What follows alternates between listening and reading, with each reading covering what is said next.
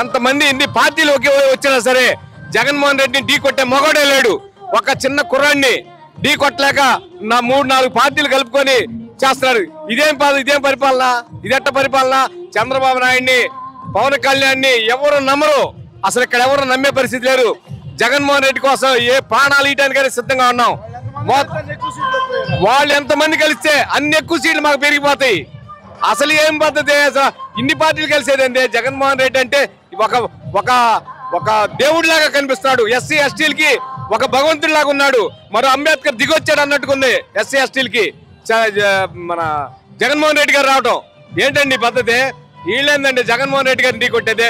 100 మేనిఫెస్టోలు పెట్టుకున్న జగన్మోహన్ రెడ్డి అసలు ఏమీ చేయలేరు. జగన్మోహన్ రెడ్డి ఎదుర్కొనే మొగడే లేడు. అసలు జగన్మోహన్ రెడ్డి భూమి మీద జీవించినంత కాలం జగన్మోహన్ రెడ్డి ముఖ్యమంత్రి.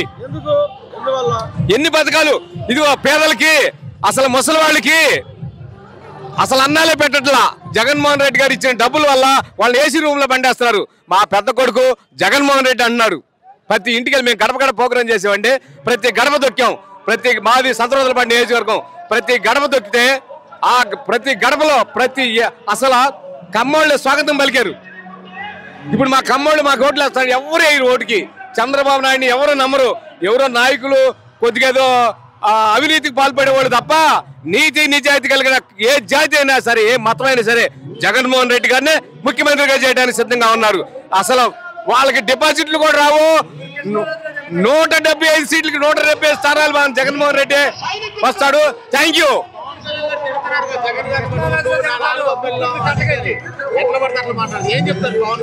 ఏంటండి అసలు ఒక మానవత్వం ఉందా? నువ్వు 4వ పెళ్ళాని అనేవాడు అసలు సీఎం అవుతాడా? అసలు పార్టీ అధ్యక్షుడానికి అర్హుడా? ఏంటండి పదము? జగన్మోహన్ రెడ్డి గారు చిరునవ్వుతో నవ్వి పక్కెళ్ళిపోతాడు.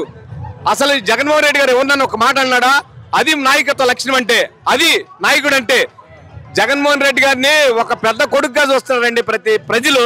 ప్రతి కులం, ఏ కులమైనా సరే జగన్మోహన్ రెడ్డి మా ఇంటికి పెద్ద కొడుకు అంటున్నారండి. మేము గడపలో తిరిగి చూసామండి. 4వ పెళ్ళం ఏందండి?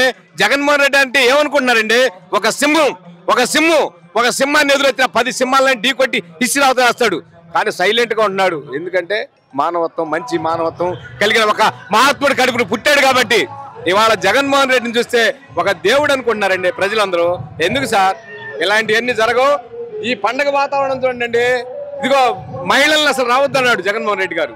ఇది నిజాయితీ ఓటింగ్. చూడండి, ఇక్కడ ఏ మీటింగ్ అయినా ఎప్పుడైనా ఇన్ని 14 సంవత్సరాలు ముఖ్యమంత్రిగా చేశారు చంద్రబాబు నాయుడు. ఇలాంటి జనాన్ని ఎప్పుడైనా చూపించాడా? ఎక్కడైనా చూపించాడా? మా జగన్మోహన్ రెడ్డి గారి నెంబర్ 1 అంతే. ఏందండి తొక్కేదంటే ఏంది? తొక్కడం అంటే ఏంది అనుకున్నాండి? బురద తొక్కడమా? అతపాదం తొక్కేది ఏంటండి? బురదను తొక్కాల్సింది పోయి, లేదా పేడను నొక్కమును. చిన్ని అసలు పోయినసారి ఒక్క సీట్ అని వచ్చిందంటండి పవన్ కళ్యాణ్కి. ఒక్క సీట్ అని చూడండి. ఆయన పదవి ఆయన గెలుచుకున్నాడా? ఏం లేదు కదా. మరి ఏందండి అటువంటి వాడు? రాసుకోమను, 100 రెడ్ బుక్లు రాసుకోమను. 100 రాదు, 1000 రాసుకోమను. ఏం చేయలేడు. అసలు జగన్మోహన్ రెడ్డి గారు ముఖ్యమంత్రి ఈయనండి. బ్రతికున్నంత వరకు, భూమి మీద జీవించినంత కాలం జగన్మోహన్ రెడ్డి గారే ముఖ్యమంత్రి. ఇంకేమన్నా కావాలండి? ఏంటిదండి కొట్టేది? ఏం కొడతాడు? రమ్మను చూసుకుందాం. ఏం కొడతాడు? రమ్మను చూసుకుందాం. అసలు ముందు డిపాజిట్లు తెచ్చుకోమండి. కొట్టే కాడపోయారు.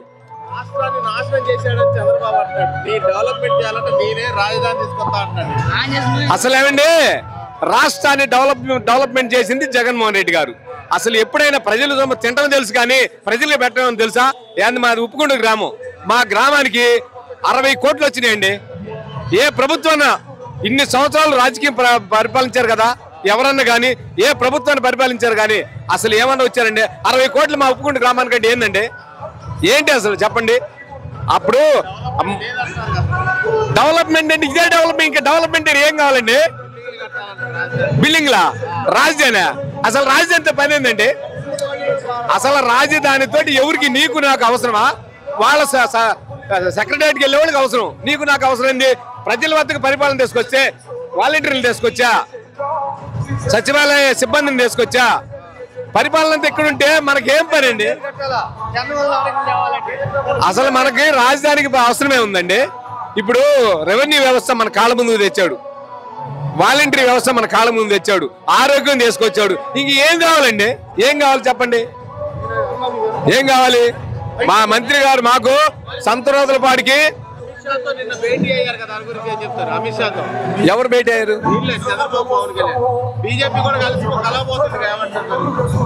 ఏమండి, బీజేపీ ప్రభుత్వం కలిసినా, ఇంకొక ప్రభుత్వం కలిసినా, కాంగ్రెస్ ప్రభుత్వం కలిసినా గెలిచే జగన్మోహన్ రెడ్డి గారండి. జగన్మోహన్ రెడ్డి గారిని ఎవరో తప్పించలేరు.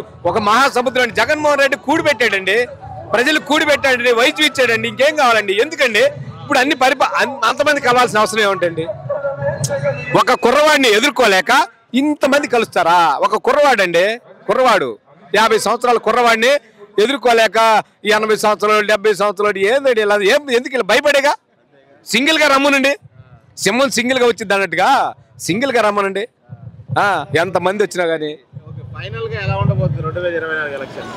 2024 ఎలక్షన్స్ 170 స్థానాలకి 170 స్థానాలు జగన్మోహన్ రెడ్డి గారు కొట్టుకుంటాడు అంతే.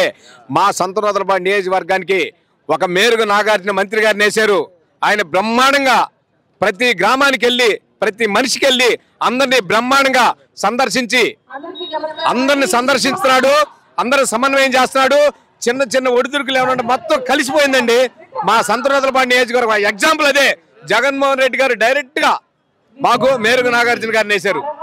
ఆ మంత్రి గారు నేను మంత్రి అనేది కూడా లేకుండా పాపం ప్రతి చిన్నవాడికి వెళ్ళినా కూడా సమాధానం చెప్తున్నాడండి. అసలు మా నియోజకవర్గంలో ఇదివరకు సుధాకర్ బాబు ఉన్నప్పుడు ఎంత డిస్టర్బెన్స్ గా ఉంది, ఇవాళ రోజున డిస్టర్బెన్స్ లేదు. బ్రహ్మాండంగా చిటికేసి గెలిపించుకుంటాం, అత్యధిక మెజార్టీతో మన మేరుగు నాగార్జున గారిని గెలిపించుకుంటాం. జగన్మోహన్ రెడ్డి గారిని మేరుగు నాగార్జున వేసినందుకు హ్యాట్స్ ఆఫ్. ఇక్కడే జగన్మోహన్ రెడ్డి గారి నిజాయితీ అంతా అర్థమైపోతుంది.